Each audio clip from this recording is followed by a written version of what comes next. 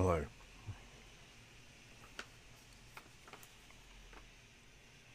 Happy Tuesday.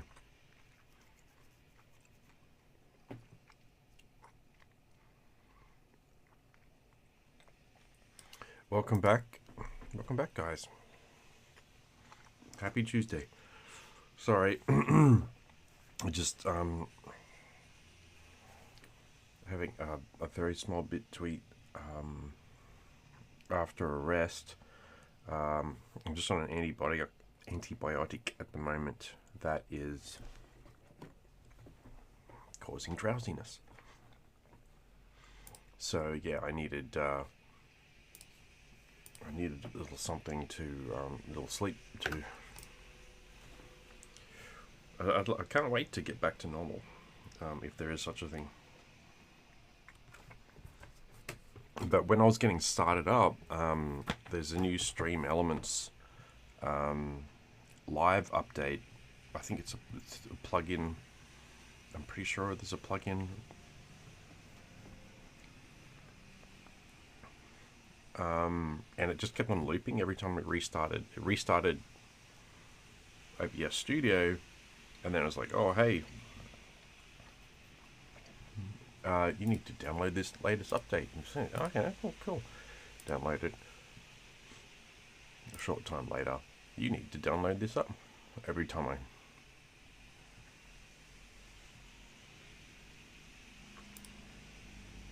So yeah, it was just looping. It looped like 3 times. I was like, yeah, cool.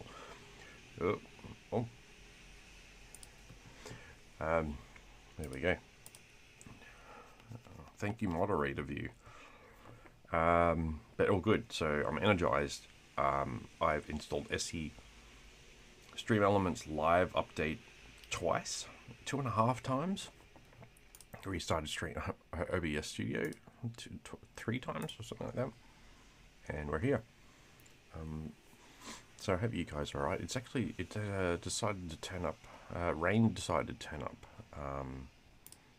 at the moment. So that was interesting. What else did we do? Watched Game of Thrones, House of Dragon yesterday. That's pretty... I think in terms of like the uniqueness of the story, there's a lot of elements. Like I guess too, like maybe it's just the fact that people go to Dark Ages genre just for a mixture of the same sort of thing. I feel like that's what it is. And then they're like, well, here's gratuitous violence and adult scenes, etc. But in terms of like the plot and that, I don't know if it was like it was. I don't know. People have very mixed feelings about it, as it is. So I guess I don't know how I feel about it, but that's normal for me for a lot of things. I don't know how good it is. Cool. Well, here though, I still have to develop a story myself, so I can't talk too much about things that developing a story that works, because I've yet to work through mine and then figure out if it's too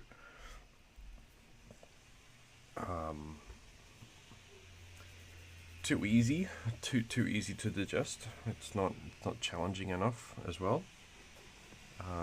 So still working on characters. Let me just get some of that set up now. The iPad. So we're going to do another stream today of pressing into imaginative realism and character development with Canvas, the current project I've been working on for a little while now. Let's head over to the iPad on the full screen.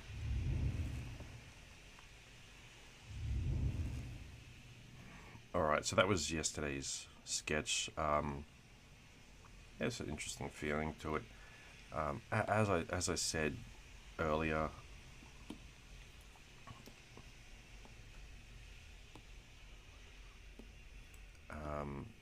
we were following James Gurney and his advice and that with character development, and he'll do a couple of dozen before he's really settled on anything. So we'll keep going.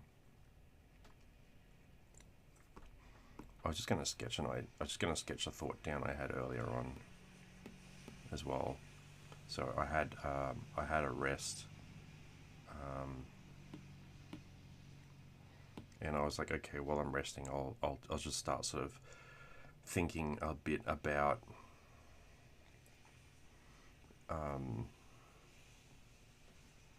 this character I'm working on. You know, how could I improve it? What can I do to sort of make it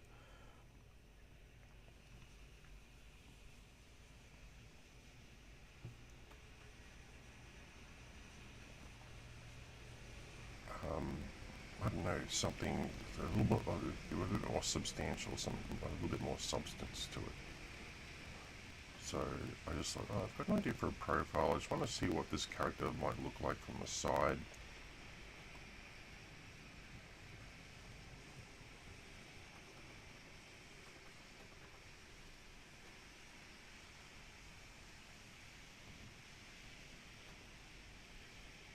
I like the idea of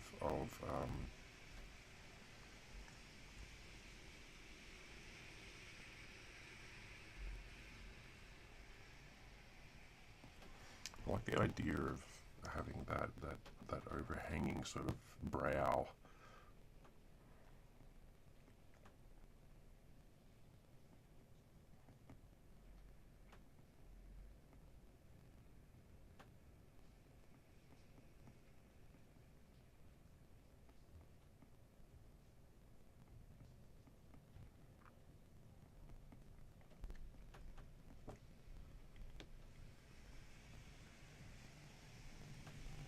I think a large part of what I'm trying to do with this is sort of create something that has a lot of motion, but it's not particularly nailed down to the human form. Precisely. Hey Vinny, how you doing? How you? Good to see you in here. Happy Tuesday to you. Yeah, just getting started. Maybe just had a bit of a rest and then a technical issue, so a tiny bit of a late start, but it's good to be here. Hope you're doing all right. Did you say you were catching up with your family in Puerto Rico in the past? Was it the past week? Puerto Rico? Yeah, Puerto Rico. In the past week. Or is that later? Later. Later on.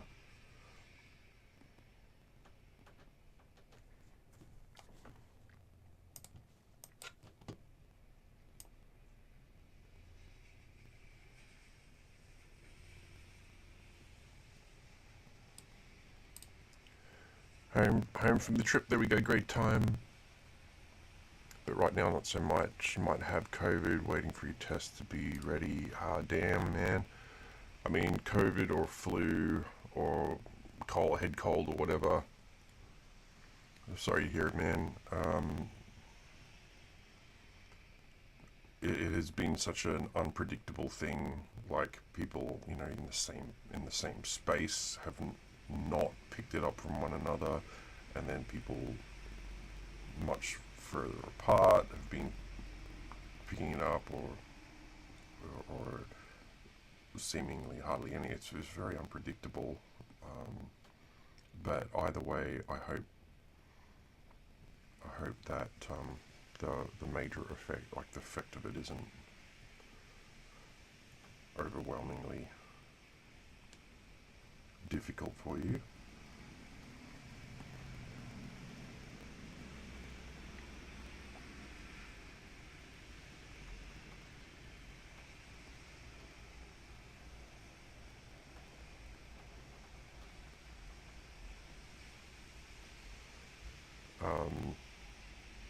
But the trip to Puerto Rico was great.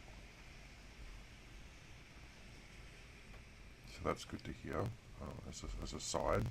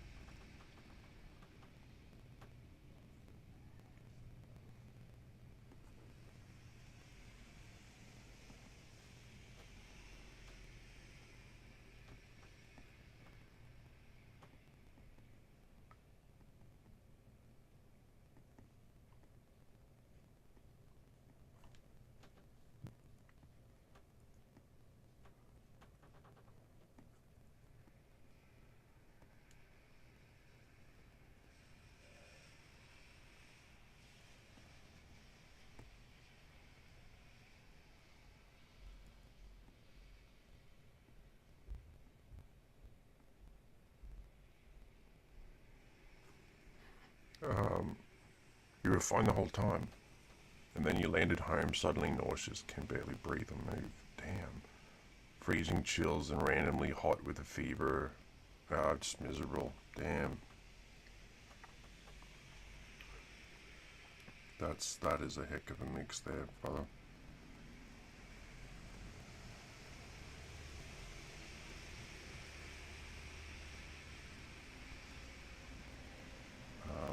Yeah, yeah, that is a real mix.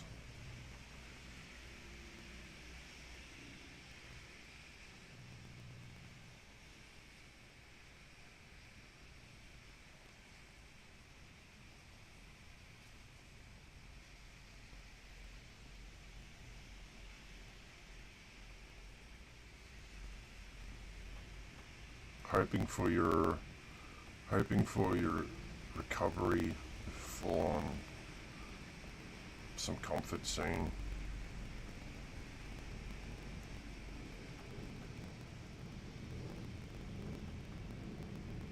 Just a break, you know. That'd be good.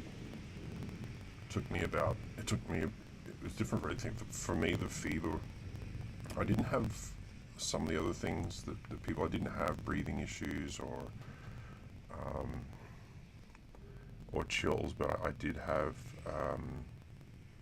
yeah, just a fever for the, the sweats for like 4 days straight was, yeah, it was miserable in a way as well.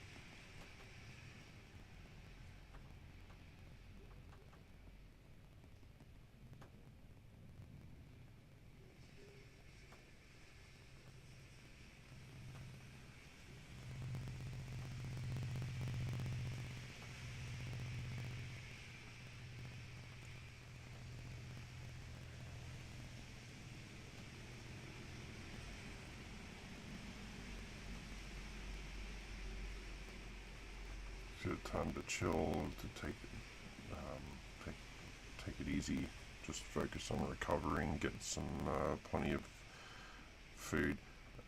Hard to have an appetite under the circumstances for me. I don't know about you, but yeah,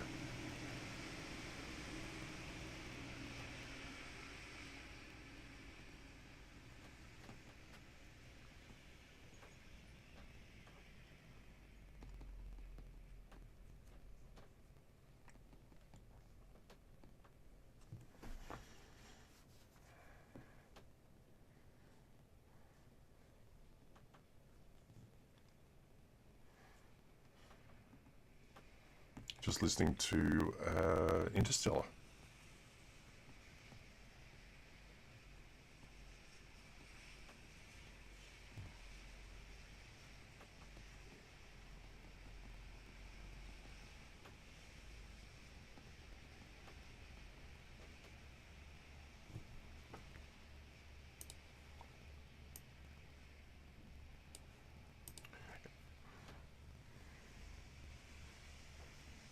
Hoping it might be just exhaustion as well.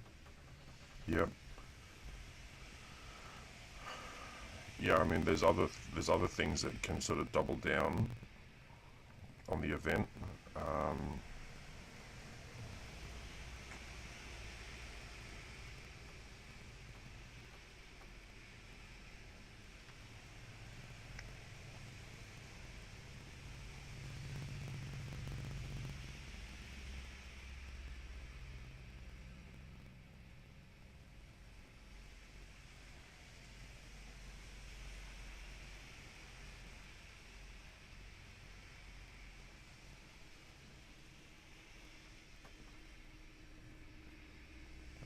Bizarre.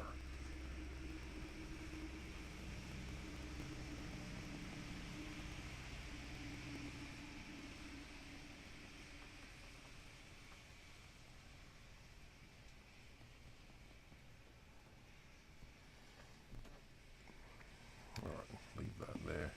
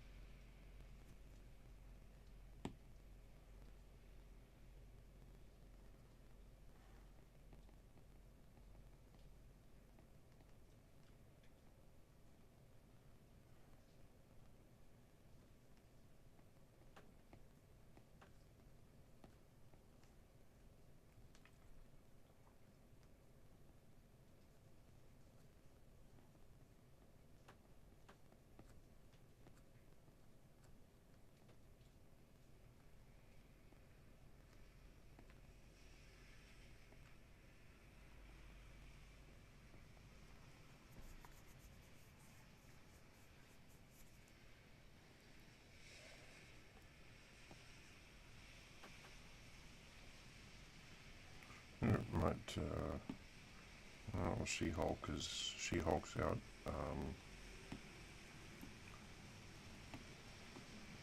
She-Hulk is out. What else?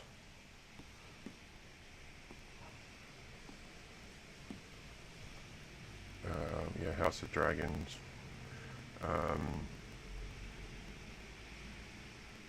Rings of Power is soon, I believe. I think that's Sunday.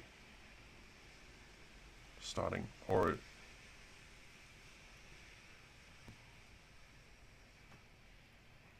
Sunday, or it's the first of September.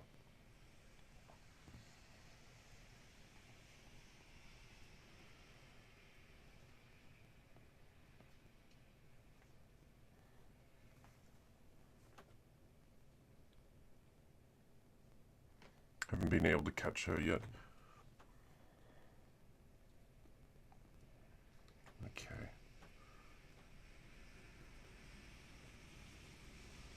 I watched something recently that was like episode after episode. I think it was Sandman. Still got, I think most of the way through Sandman or something.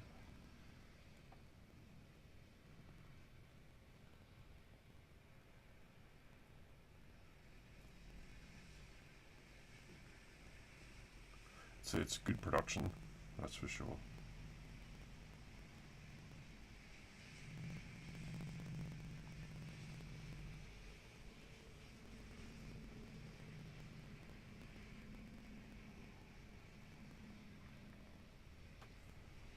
We're in the diner scene. It's pretty dark, so I haven't finished it yet.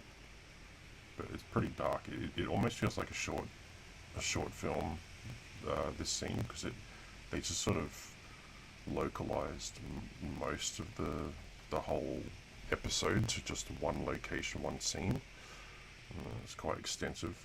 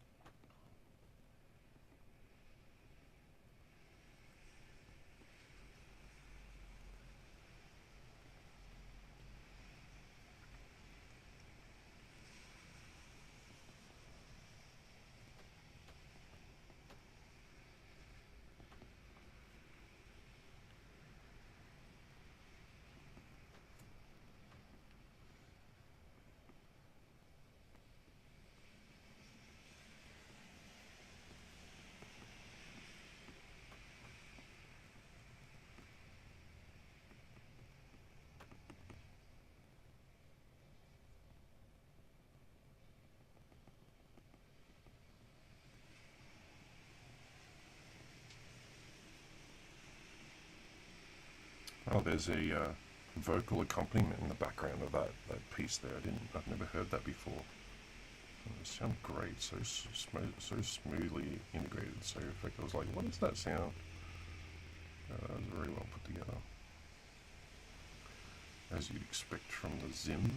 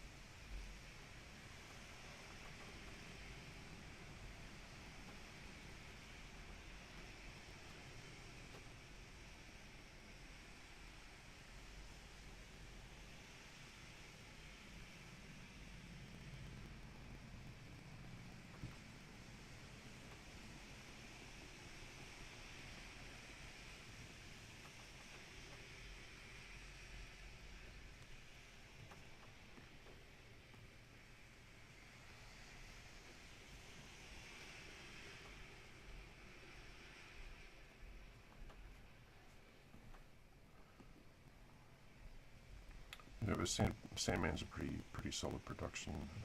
It does help, I think, knowing the book though.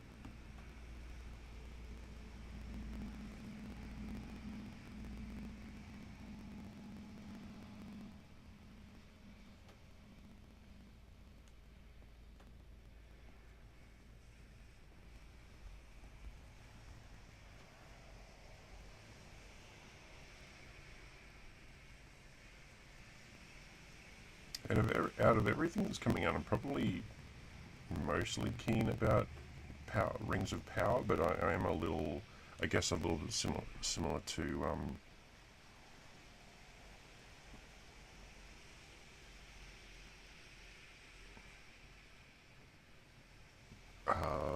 House of Dragons. I'm in that sort of little bit of limbo there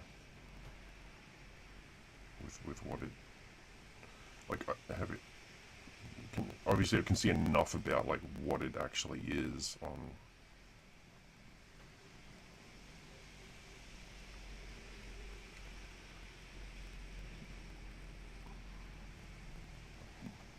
from the what's been released so far, but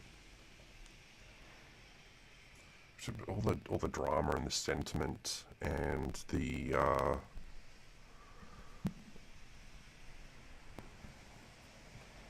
emotion and the storytelling and that we've been through already with Lord of the Rings and The Hobbit. Not to mention Game of Thrones. Separate on a separate note.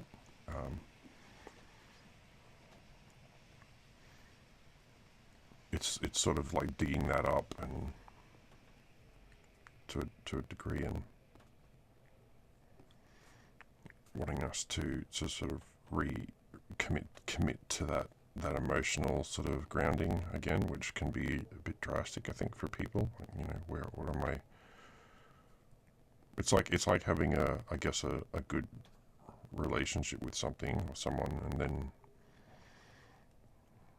or maybe not. Um,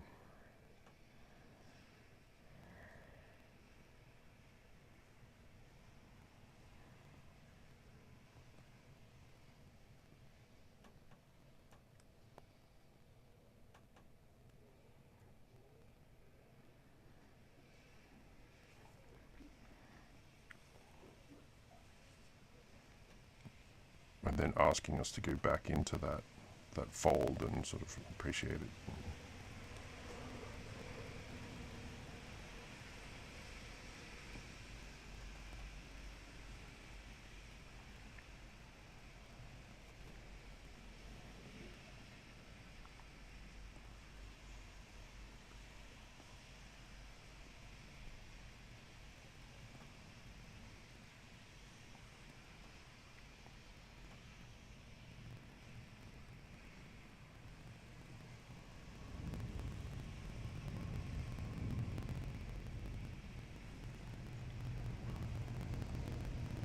But I got to design I got to design products for Lord of the Rings, Rings of Power.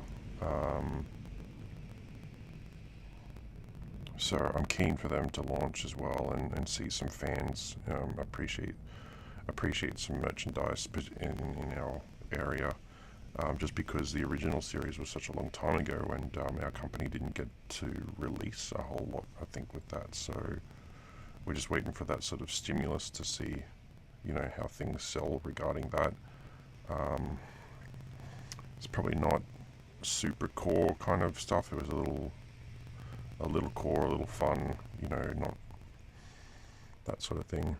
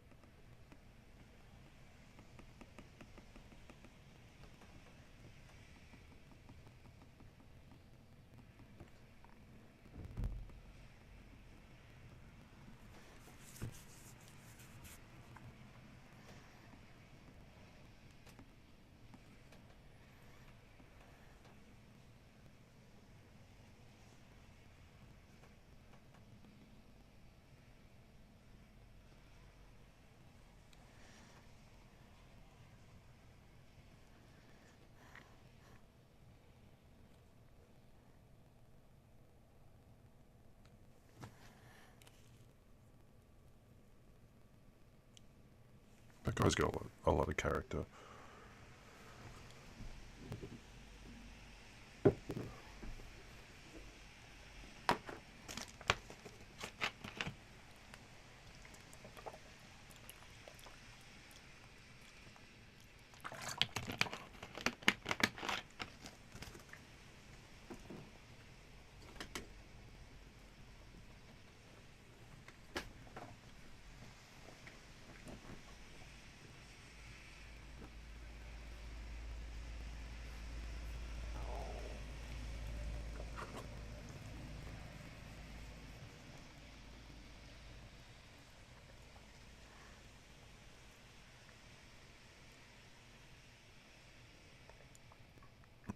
I'll probably leave him a little bit larger in this scheme of sketching here, just to see.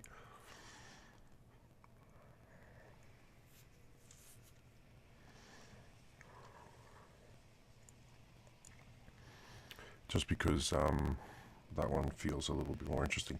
I decided to put, when I was doing the shadow just around the face and trying to like shape it a little bit, I kind of did like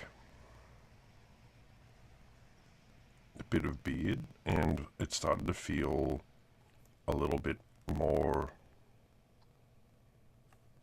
human. You know, because like I think with a lot of alien humanoids and that,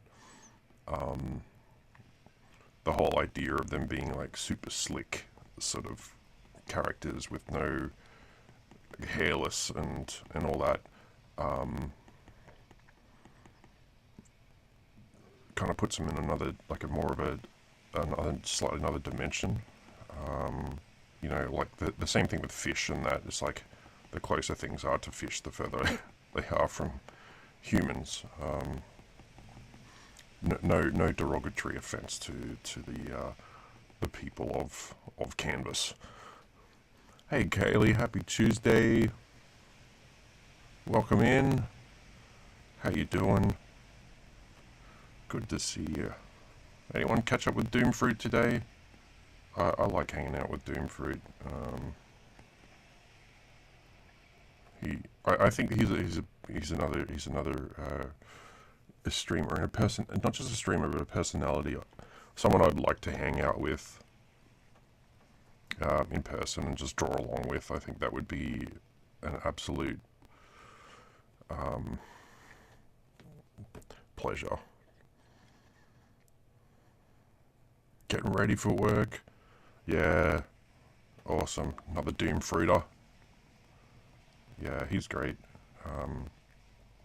I had network problems today. Like literally, like from after morning onwards, I could barely get through my own work on an internet, let alone watch anyone stream. So unfortunately, I got to see a bit of Doomfruit and then a bit of Static, and then everything just froze and I couldn't comment and couldn't see what people were saying, and the video kept on shutting down, and that was just me for the end of the day trying to get my job done and chiming back in, and then everything done. But not a big issue. It's just obviously no one wants to miss the fruit and the statics. Yeah, it is. Yeah, it's such a like. It's a chill place to hang out with Doom.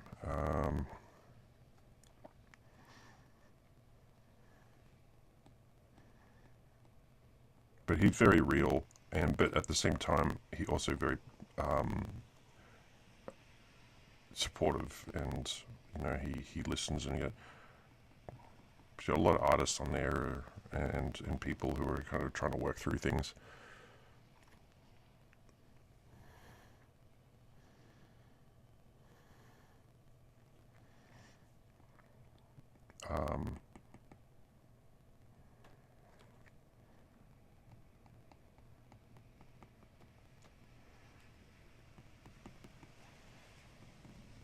Yeah, so he's doing great. I always wish the best for him. I've only known him for a very short time, or each other for a short time. But I like to try to make him laugh. That's usually my goal when I go onto another stream. Is just I try to help the streamer, have a good time as well.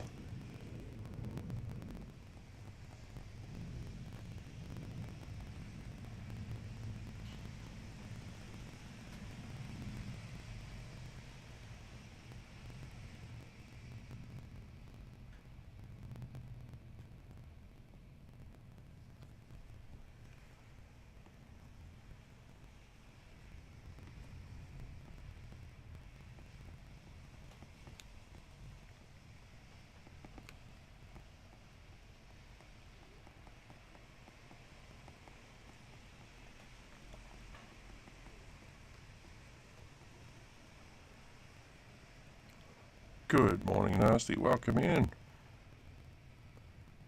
Nasty and Kaylee.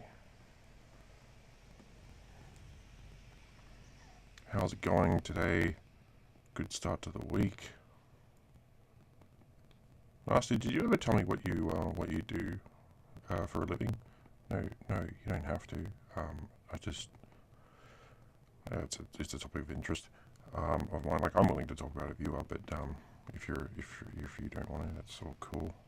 Privacy and all.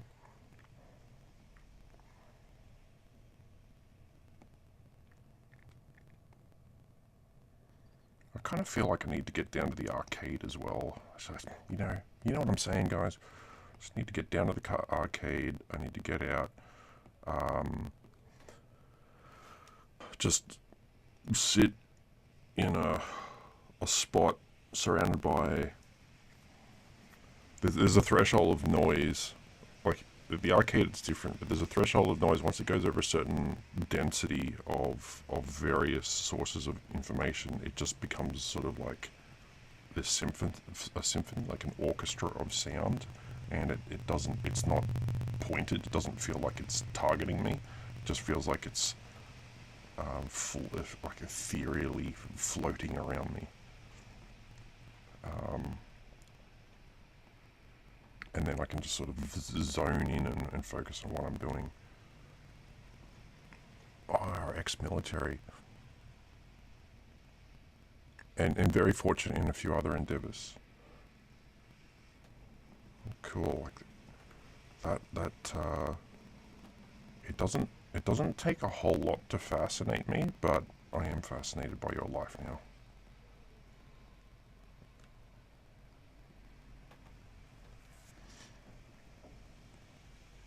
I mean, I was already fascinated with it. I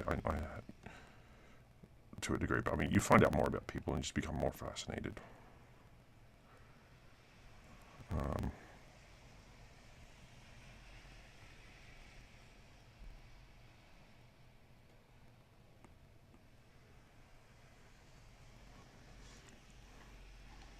I have a friend who's former military.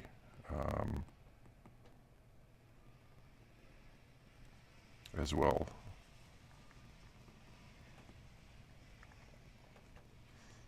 Australian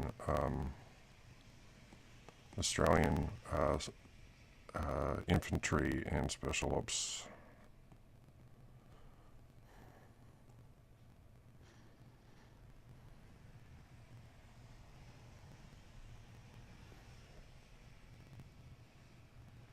I find it so fascinating hearing the stories. Like they're never simple, They're never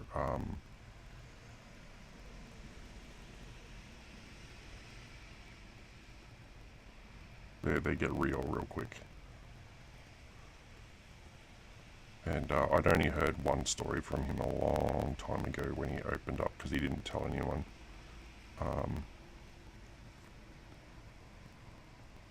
And yeah, he told me that he was in the force, and he had to retire. He's very young too. Like I met him when he was 27, and he'd already had 3 tours, and had to finish up after being shot. So yeah, so young. But yeah, he's working through a lot of stuff as well, and it's amazing to see like just how like the tenacity of people, and I love it here. It's good hearing from him that he's like, it takes a lot of strength to do that kind of job, but the strength that he's shown for himself, like working through stuff and then moving on with his life, is incredible, and it makes me happy to hear him thriving in life.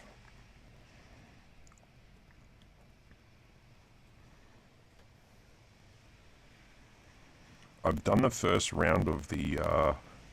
I'm pretty sure you requested it. The Foot Clan soldier, robotic Foot Clan soldier, Terminator type guy. I have done the first sketch for it, finished it, scanned it in, and I'm going to do the second, more refined sketch.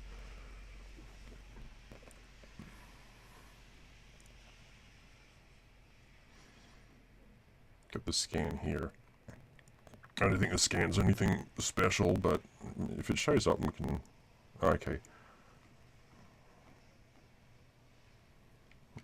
It's just a bit of fun, I guess. So this is the rough. Oh, you guys can't see it on.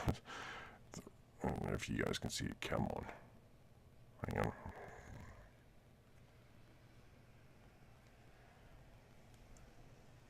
That's too. What do you want, camera? Come on.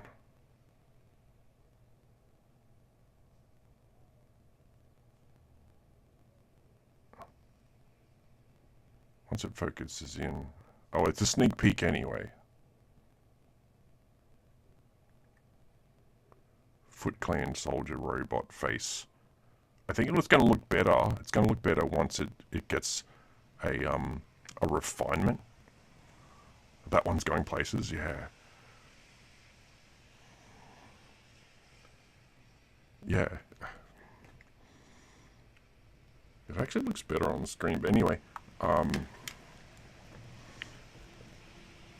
Obviously come through, or fade it out, come through with another layer of much more refined graphite, hatch it nicely in that, and then I'll scan that in again, and then we'll have this guy, and I'll ink it and color it. I don't know, might do some like with that eye glowing red, try and get that done nicely, but then maybe like a little bit of like, you know, so a little bit of like smoke or heat, you know, like just a little bit of like warping or something, like he's taking his face off because he's friggin' hot. We'll see. But yeah, it's actually been a fun little variant of that character as well. So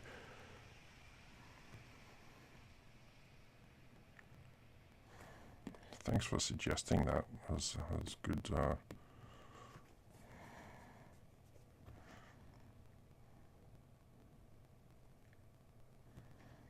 Good bit of fun. I'm just going to put a little bit of color in this just because I want to get an idea. It's just another level of... Do we have markers in here?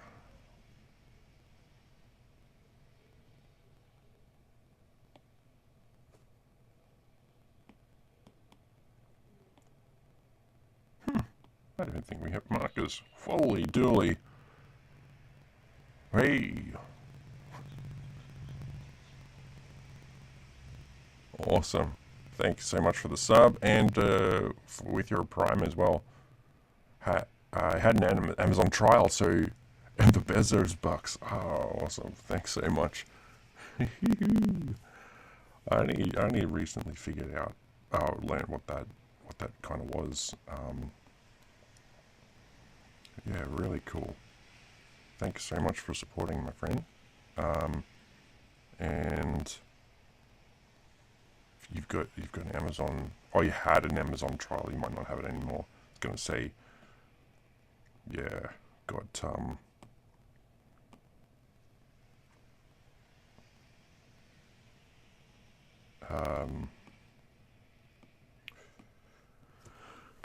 Rings of Power coming up. So, but depends if you like it. I know some other friends of mine are not super keen on it because it's not original roots.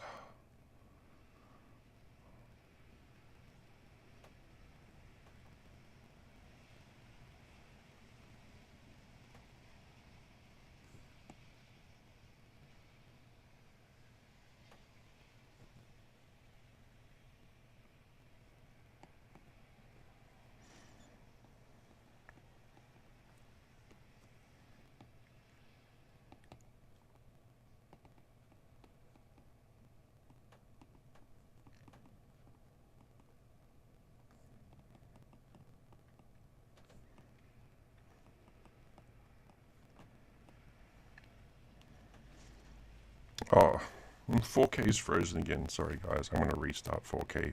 4K is a program that hosts my iPad. I was just coloring in then, and I looked up and it hadn't changed. I think I've closed it now.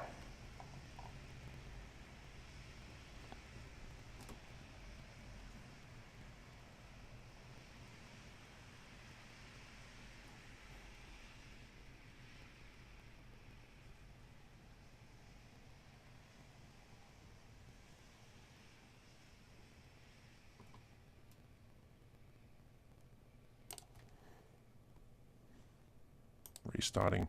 Literally for 1 week, so you could get your nephew a radiator for his truck. Whole other reason. A whole radiator. Nice.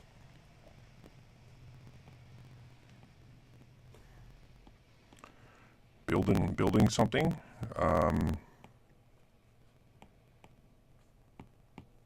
Just repairing something. I'm a bit of a square body man myself. I've got a thing for square bodies.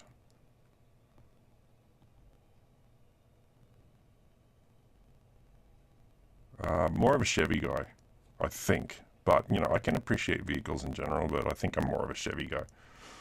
Just to repair. Good stuff. Trailblazer. 02. American trucks have got so much character. Most of our stuff comes from Japan. We've had Australian design, but still Japanese, like Toyota and we say Nissan. I think you guys say Nissan, which is, I think, actually more correct than what we say. Oh, you're a Toyota man? We say Toyota, I think it's Toyota. Toy. Hui. Toyota man. So, that's a Tundra. Am I right? Tundra is the big boss.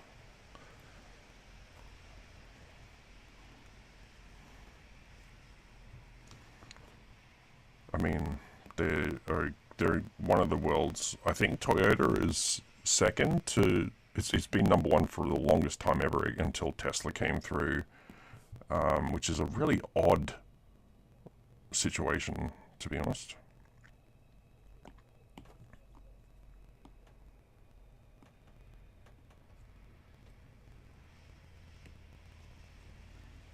Oh, the Tacoma. Right, I think that's the one. Yeah. They're the big guy. Man, when I was when I was in Bama, I'm not gonna do that. When I was in Bama, man, I saw trucks there that I was like, they swallow our trucks whole, like, entirely.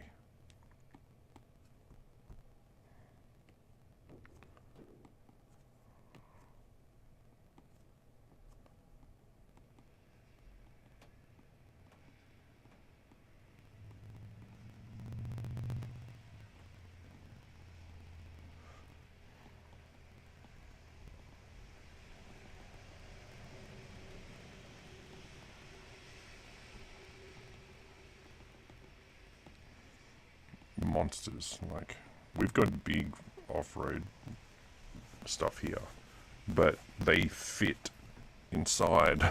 They still fit inside like the cabin space of an American truck. We call them a four-wheel drive, or a 4x4, or a 4B, or I think that's pretty much it. And trucks are what you guys call tractors. Tractor trailers. Tractors are what we call, well, tractors with farming tractor. Yeah, we have all the off-road that you can get, like rocky bush, forest, beach, sand dunes off the coast on the islands and that.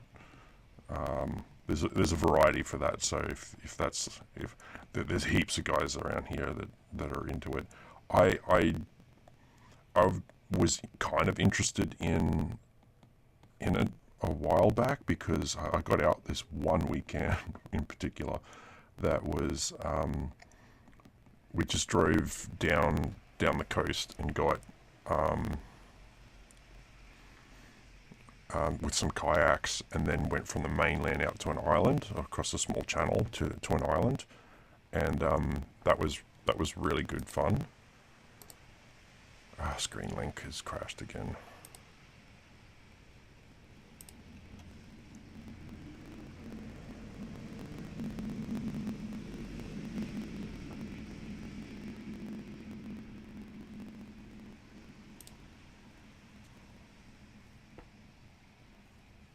Or maybe it's OBS.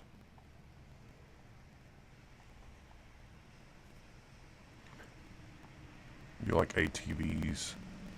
Kaylee, you liking this?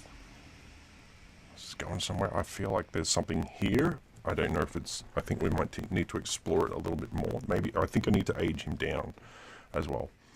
You like ATVs and dirt bikes and all that stuff. Yeah, right, okay, getting a feel for it. Okay, I'm gonna close. 4K is showing me my design, like, from before, like, not even... How it's getting a direct feed from my iPad. How is it even not even? It's unreliable tech.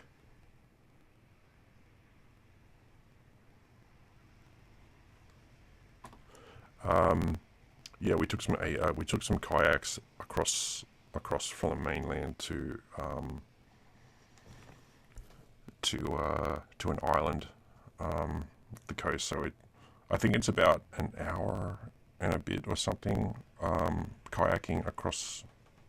It's not a super wide channel, but the pace can pick up a little bit.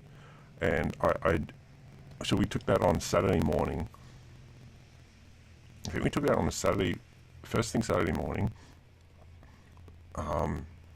and kayaked out to this island, got set up with a tent, got a campfire going, and there's a whole campground out there, and hung out, and yeah, had a bit of swim and all that, and then yeah, had a sleep there that night, and then breakfast the next morning, cooked everything. I actually didn't take enough kind of like bedding and utensils because everything went on the kayak, and then came back the next day. We were going against the tide and the wind, so we had to push real hard just to get it. And it was so adventurous, but not dangerous, but just you had to like really put effort in, or else you get swept down the coast. Yeah, so we had to like give it stick, and then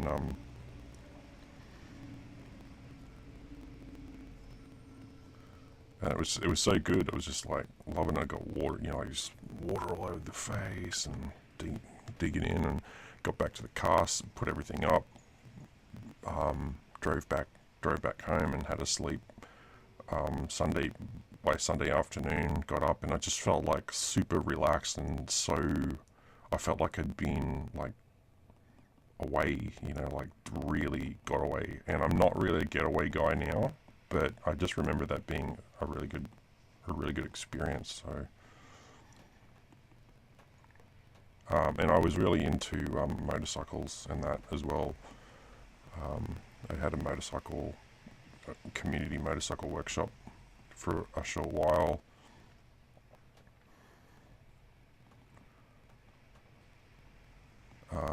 Doing customs and riding with the guys and girls around the city and out of town and that, and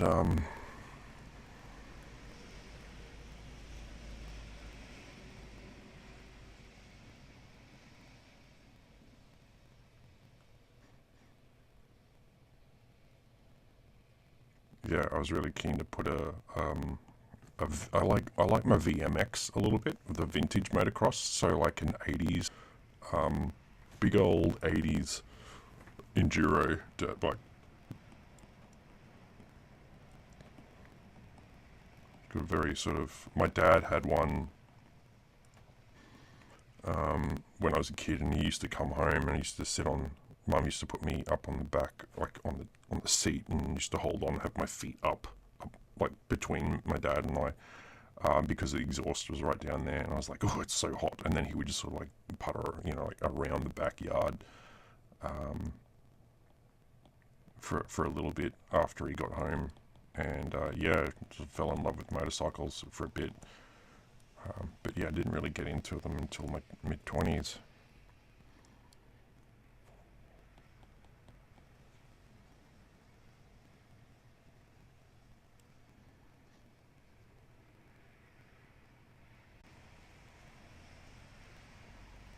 Okay, I like a lot about the characteristic here. Talk about evolution of the design development.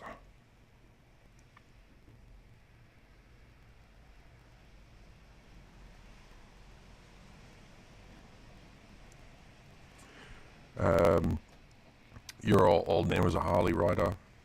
You had two of them. Then he got hit by a bird on the highway. Your mum made him sell them. Wow.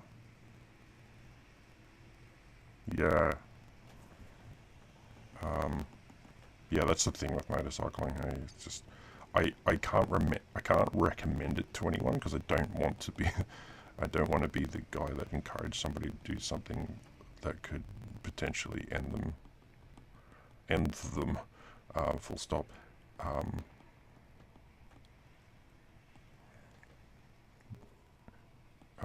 Survived a couple of accidents. Still ride. I kind of feel like the best people for riding are people who have ADHD, because you constantly like you just got this like hyper awareness of checking every angle. But then yeah, like I had a wallaby jump in front of me once, and I was like, this is it. It's over. Um, and it hit my foot on the peg. It hit my foot, and then I shot past, and I don't know. I think he was fine. He would have had some damage. Felt sorry about that, but it literally happened. He jumped out at the exact same time that I was driving past, and it was at night too. It's like you could hear and see me coming. There was nobody else around. It was in the middle of the night.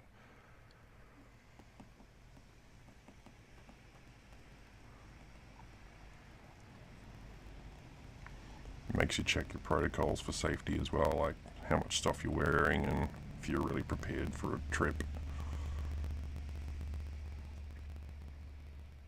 I've still got my Ducati in the garage. I am gonna have to get a major service for it, which is not going to be cheap, and I'm going to have to try and look at restoring it, because it's just had a bit of time under it now. It's not young anymore. It's a 2006 model, so 15 was that 16, 15 years old. Crazy. So it's at that point it needs to be restored. It needs the spokes are good and rusty, and it just needs to be pulled apart at the end. You know, just resprayed and cleaned and resprayed, rebuilt, resprayed. Probably could do with new sleeves, cylinders. So you know, how much do you have? It's pretty much the question. How much do I have? You know, in most cases, that kind of thing takes a while.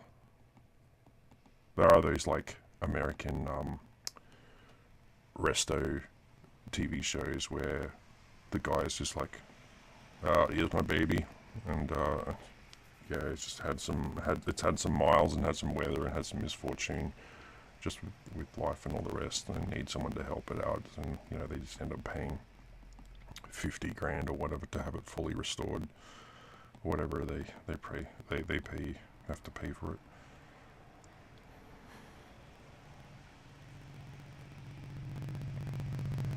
I know how to restore a lot of stuff. I'd have to give, like, the guys with the tools and that, I'd have to give the guys with the tools those jobs to do, but there's a bunch of stuff that I can still do.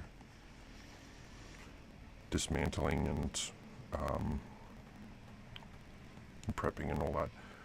Is you guys still getting this image? Let me just see if I can zoom out. Yep, okay, we still got it. So weird how it cuts out on us. Alright, so I'm gonna move on with another drawing, because if I keep meddling with this guy here, I'm not developing character. What did I use? I used the HB.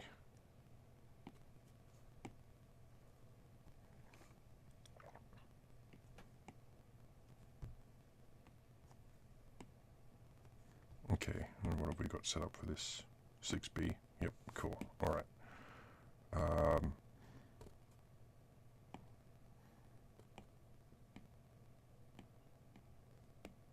Put that guy in a group. Keep it separate, just in case I want to refer back to that line art for some reason, or turn the color off or whatever.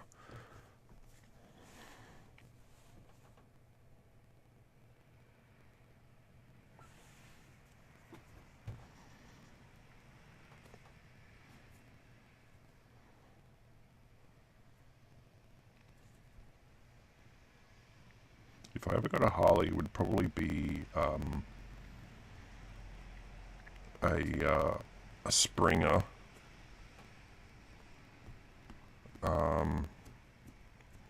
with a newer engine that looks more vintage, like it looks period, but it's got a newer engine in it, because I think some of the really old engines have trouble staying together.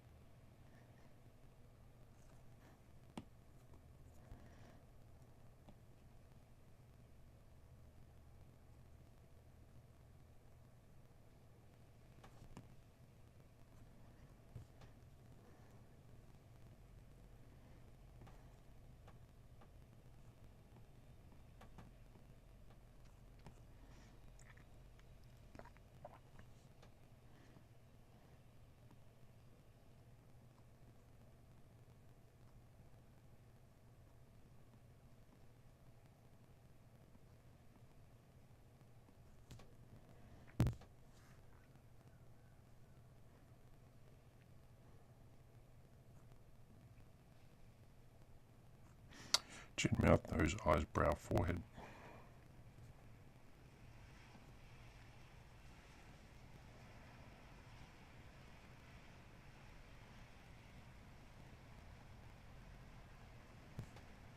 It's the peak of the nose.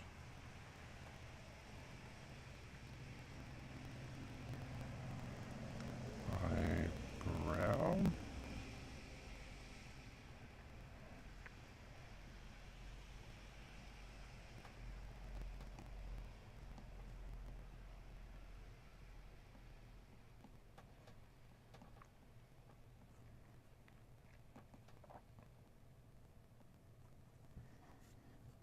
Similar to what I did before, actually. Still sort of in that ballpark.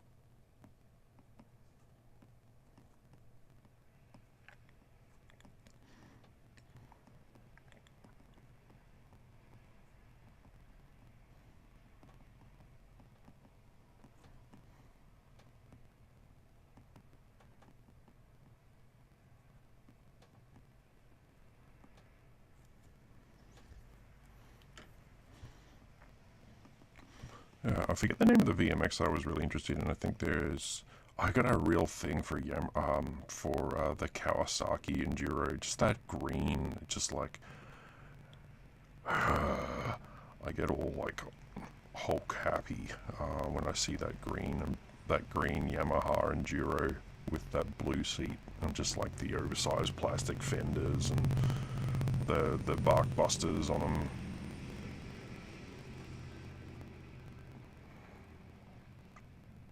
Very, very tasty. Tasty. Indeed. How are we going with that atmospheric music there, Hans Zimmer? He's still going. We spared no expense.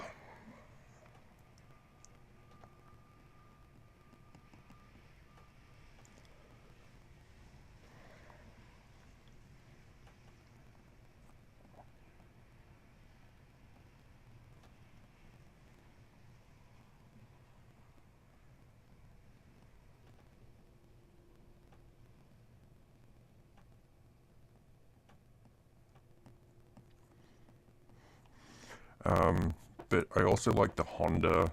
I think it's all red with a blue seat. The blue seat, that must be it. And it's got like brass rims. Yeah, it's all red, blue seat, brass rims. Looks great. And these are like, I don't know. I think they're like around about your 1990 sort of era, because I know that when you go back towards 84 and that, or your early 80s, the frames are a bit different.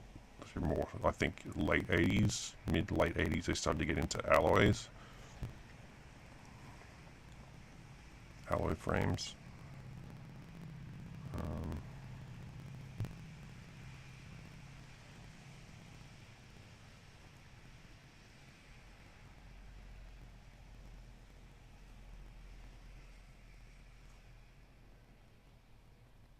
Yeah, but those are some good looking bikes.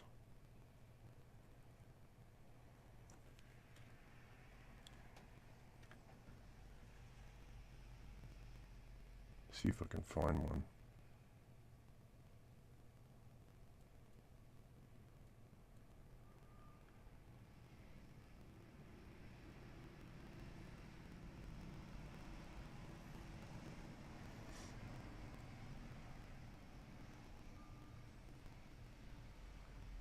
Yeah, just like that sort of thing. KX500. Kawasaki KX500 brass rims. That one's got a black seat on it, but even still, that's KX500. I don't even know what year that is. Okay, so your '90s ones had the blue seat, and then Honda VMX. I saw one had a guy. Oh, this is it here. XR 600. Ah, delicious. That guy, that kind of thing there. It's just comfortable, fun, color, like full of life. Yeah, those guys. XR 600. Oh, it's an 85. So just for the record, big spongy enduro. So I got a soft. I have so many motorcycles in my repertoire.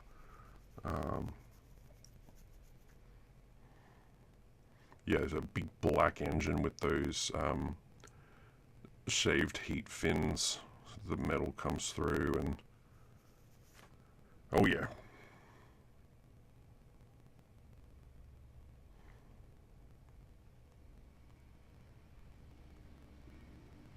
And this is what I have, which is very different.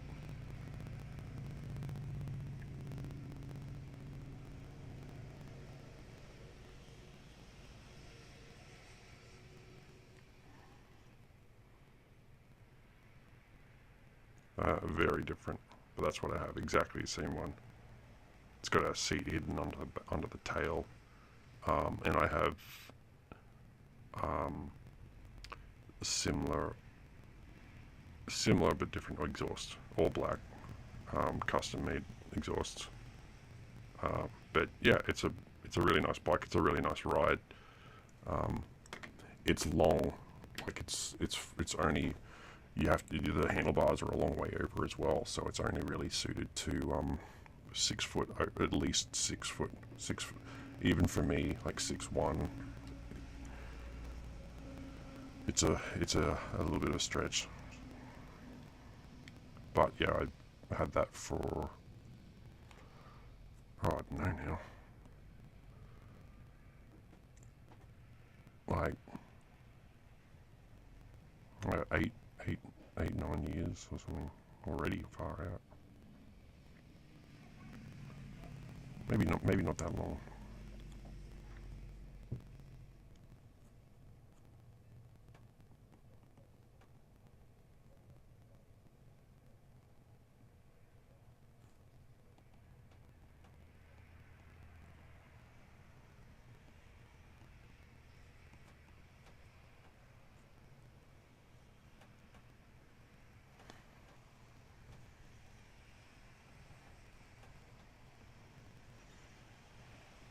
This guy's getting older and older the more I draw him.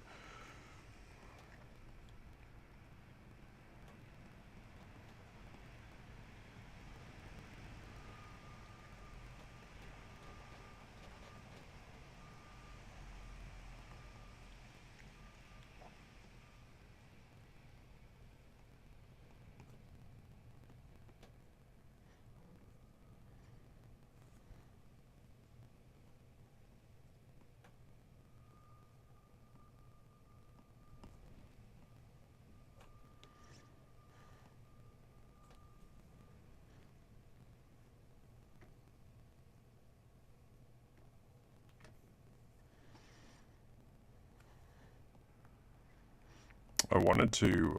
My grandfather was a motorcycle racer as well as many other things, um, adventurous and constructive things. Um, he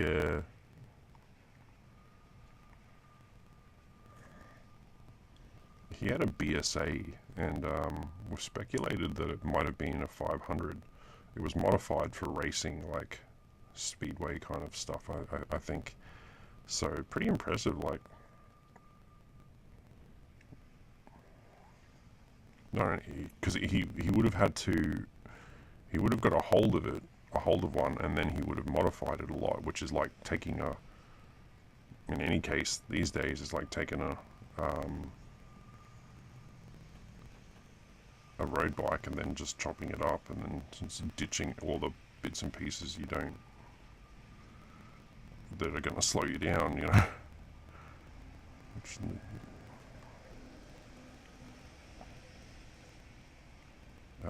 yeah, I got a photo of him at my parents' place in the room that I have there.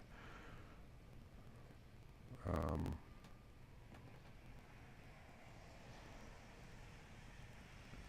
of him on the bike.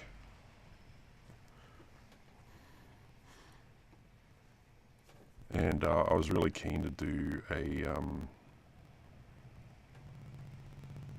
a modern version of that. So find a similar sort of engine. BSA don't make motorcycles anymore. I wouldn't want to have the same engine because it'd have no guts compared to what I'm used to now.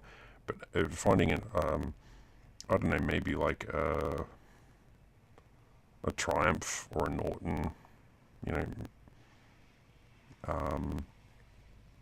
and then putting that in a frame that's built similarly. It's like maybe like, because those bikes back in the day, they had the frame, it was like, they had like this bread box fuel tank on it.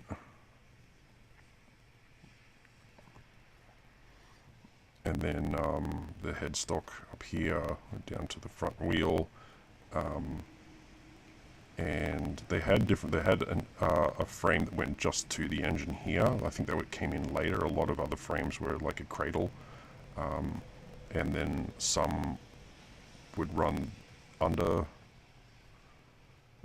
the frame, under the tank. Got your typical rhomboid there for it. Engine here, obviously. I can't quite remember his setup. There's other setups as well, where sometimes they connect the engine here or here, and then the engine just floats. All this is sort of open, exhaust out, that kind of thing.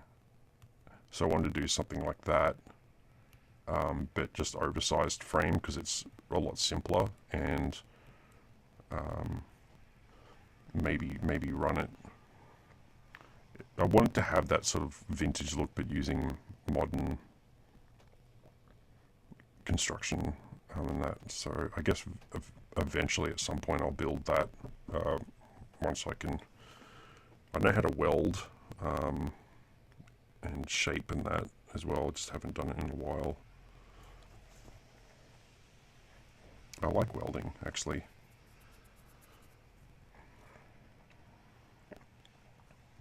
TIG in particular.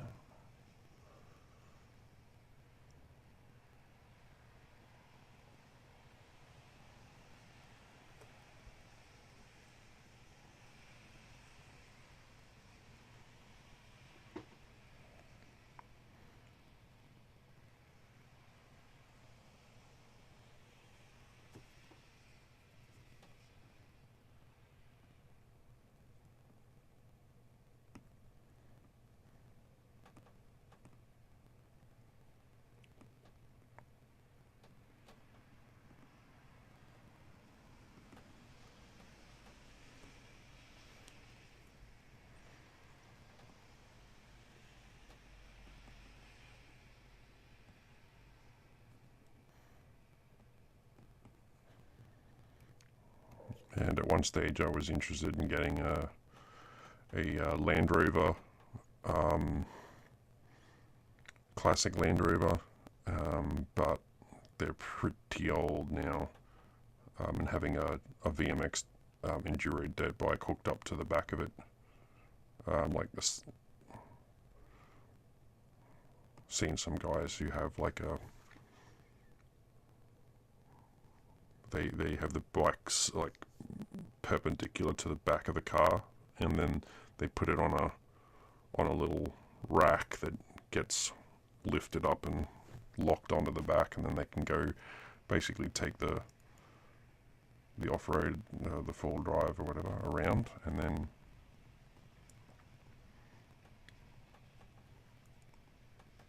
yeah, if they want to go for a ride or whatever when they get to their destination, they've got that all set up. Drop it down.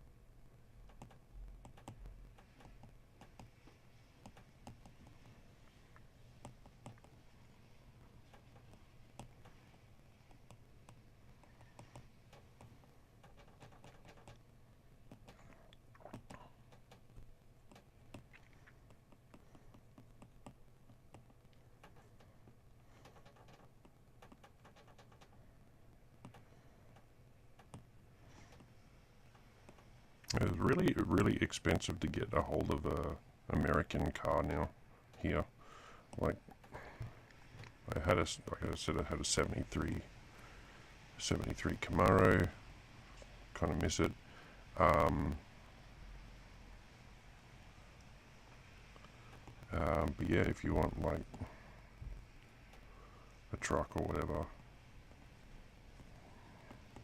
everything's just gone way up. All the prices have gone way up for them, which is, like, I guess understandable to a degree. The part I don't understand is that fuel prices are horrendous at the moment, and the registration for these vehicles as well is also really bad. So it's like a rich man's game now to have a vehicle that is really it's like it's not economical.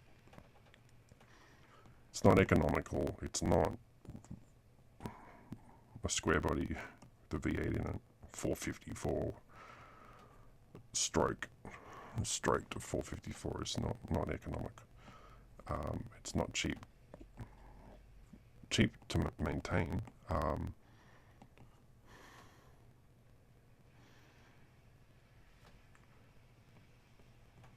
You can do it yourself. You don't need the computer and diagnostics and all that stuff, which is what I prefer, to be able to take care of a vehicle myself rather than having to be dependent on someone who wants to charge me $120 an hour because it's got some sort of diagnostics, computronics and all that other stuff.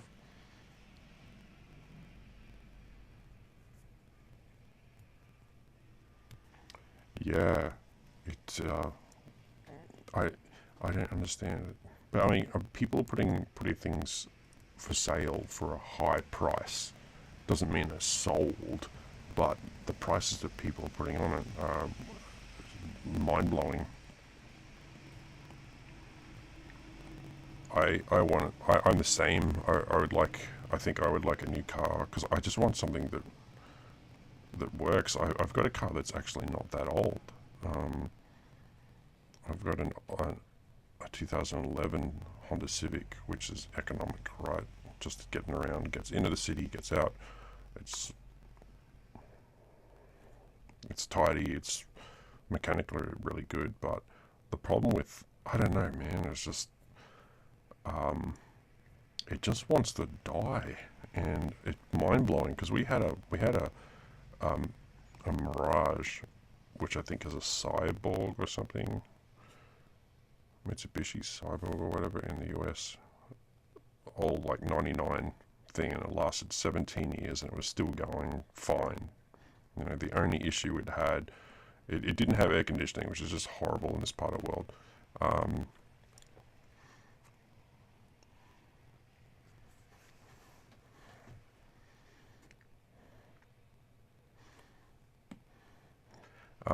And the rubbers on the windows were dry, so the windows would be real screechy and that, trying to wind them up and down. That was it. Mechanically fantastic. Kept on going, easy to maintain, cheap, etc. But it got written off by a Ford Explorer.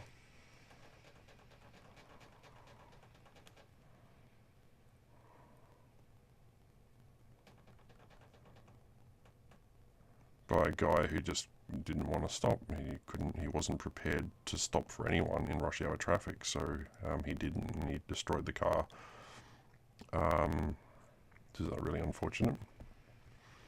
So I got this fancy newer car second hand, and you know, like the back door wasn't locking properly, and it kept on setting the alarm, the sound, like the alert off every time we're driving. The dash display where the radio and all that, and the clock and everything on that, it just keeps turning on and off, or going to like all like digital, like all the numbers are wrong and messed up. The light dimmer in the rear, the the rear vision mirror, it's supposed to dim headlights, and it just turns on. Like it works 5% of the time. It hardly ever dims. It hardly ever works. And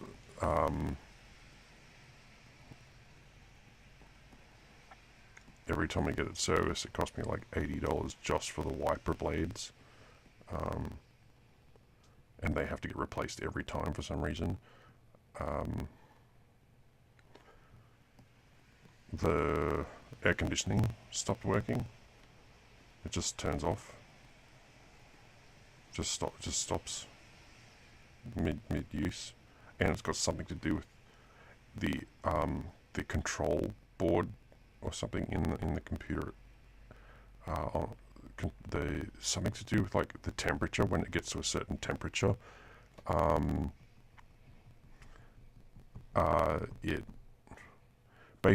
it needs all the solder points for the electronics to be reset, as in like heated and reset, something like that.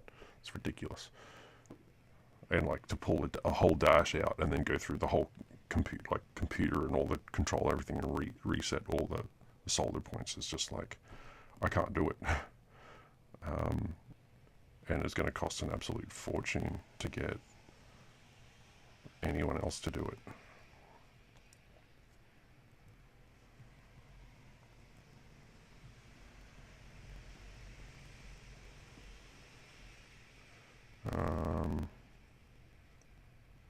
What else?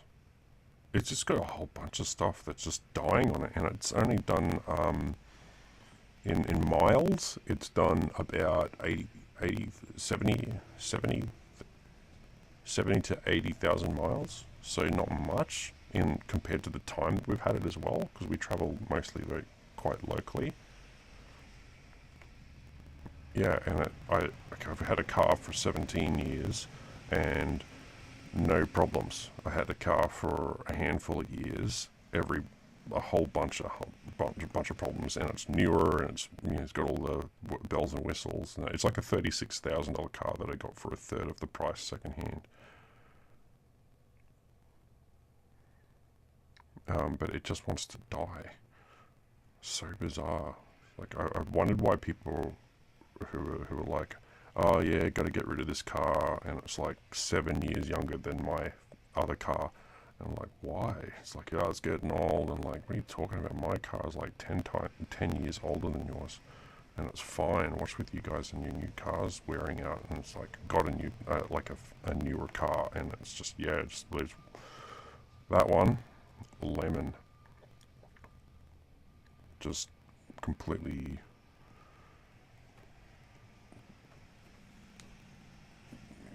frustrating. So got a mortgage broker coming around tomorrow to have our first conversation about getting a house. We haven't picked one out. We've just got some money saved up, and we just want to find out what the deal is. You know, how much do we get for a deposit, or what kind of deposit we need, where to go, where's things happening, what the hell.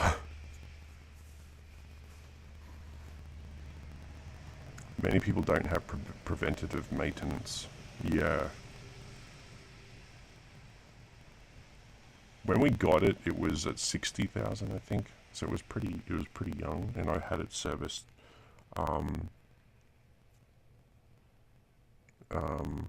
3 times already, 3 or 4 times, and the guy's charging like $900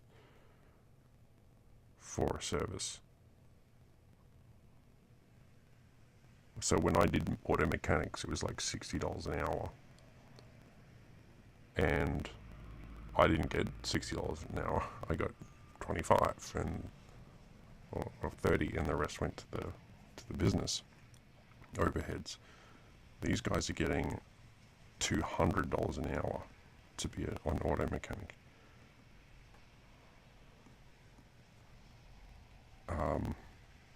A couple of years later. Like that's amazing.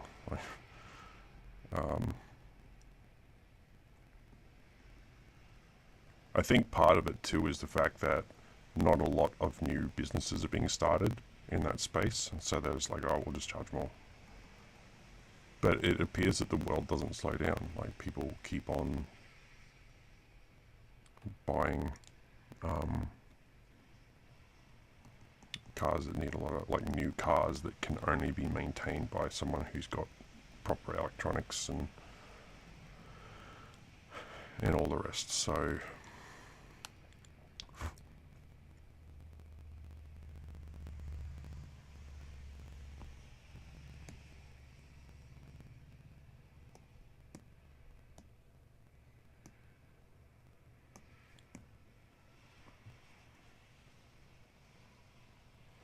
think I might just have a copy that one and toy with it a little bit more.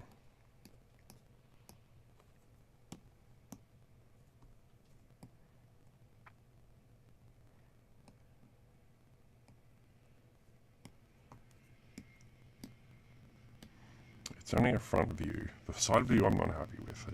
I've lost... I might not actually know what it really does look like from the side, but I feel like,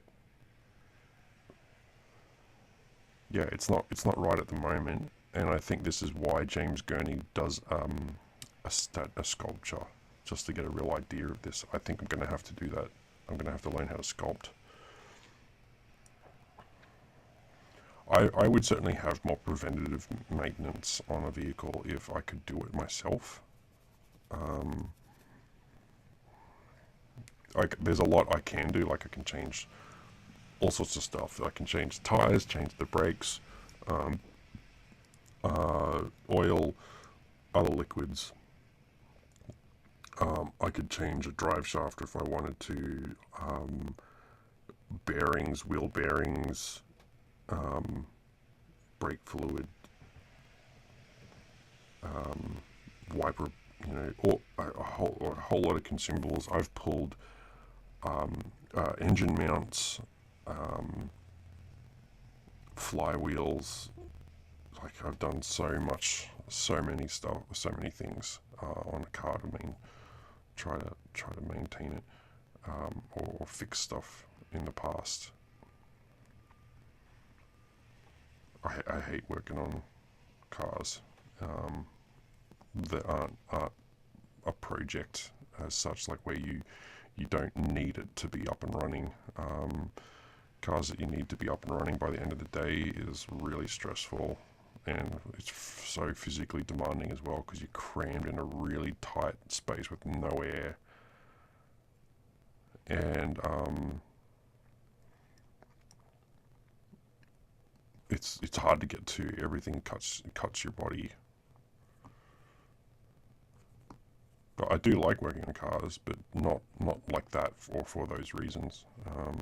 I'd rather have more like your American resto sort of situation, where you pull everything apart and you put everything everywhere. You currently have a broken shift cable bushing. Man, that's